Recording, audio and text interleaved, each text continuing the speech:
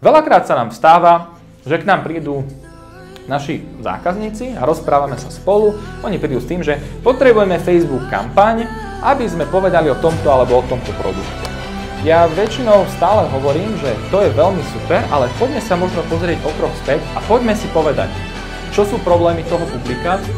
čo je to publikum, alebo kto to je, zadefinujme si ho, a potom prvé, čo s tým chceme dosiahnuť.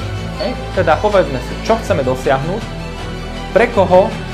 aké sú tie bolačky toho môjho zákazníka a potom sa budeme baviť o tom, že či to má byť Facebook, alebo Instagram, alebo nejaké iné. Toto je veľmi dôležité, toto je konkrétna vec, ktorú my o nás v agentúre používame na to, aby sme pomáhali firmám zadefinovať kampane, takže to dokážete použiť aj vy pre svoje vlastné účely, pre svoju firmu, pre svojich kamarátov a tak ďalej a dokážete sa vďaka tomu vy posúvať ďalej a dokážete posúvať ďalej tie produkty a služby, ktoré máte.